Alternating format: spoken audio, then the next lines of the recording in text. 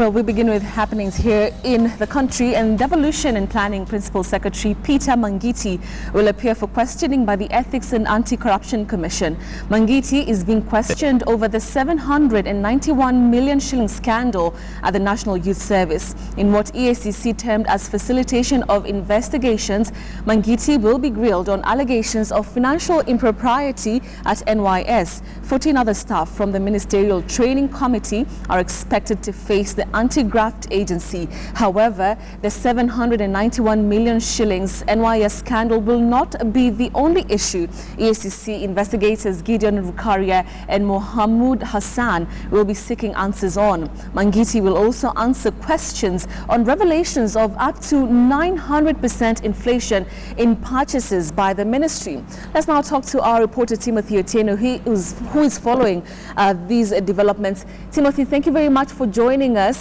The question is, yesterday, the Devolution Cabinet Secretary and, of course, the PS and officers from that ministry went before the PAC, the Public Accounts Committee. Today, it's actually the EACC. What are the differences between yesterday's proceedings and today? What are we looking at? Yes, good afternoon, Betty. Just to follow up on what you have just said, indeed, the Permanent Secretary for Planning, Peter Mangiti, did appear before the Ethics and Anti-Corruption Commission.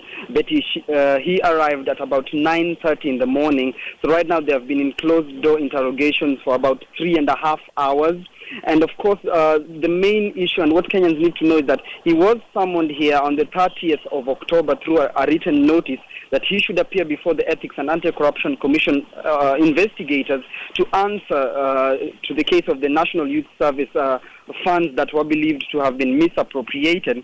But of course, it is safe to assume that the issue on the misappropriation of the purchasing of equipment at the Ministry of Devolution are some of the questions that he will be asked. Now, to answer your particular questions, Betty, yesterday he was at the Parliamentary Accounts Committee, and this is a committee and an arm of the Parliament that seeks to provide accountability for funds and how money is used within ministries.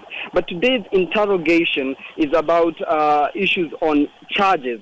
So yesterday's proceedings were, if I could say, it reflects more on the spirit of the Constitution in matters accountability. So the Parliamentary Accounts Committee were grilling them in attempts to see how funds were used, and this is in regards to matters of accountability, which is basically the spirit of the Constitution.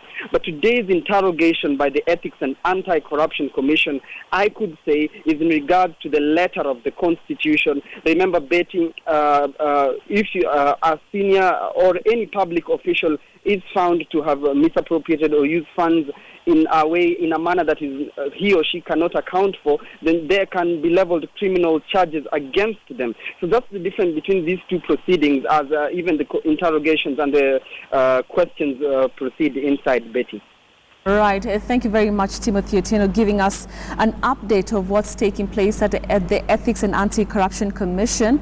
Of course, like I mentioned, the Devolution and Planning Principal Secretary Peter Mangiti is actually before that particular commission just to answer questions of the misappropriation of funds in the Devolution Ministry. Of course, you remember the 791 million Kenya shillings scandal at the National Youth Service. And of course, the 900% inflation of prices that we have all been talking about that has hit headlines in the last couple of days. Well, we'll continue to cover that particular story for you.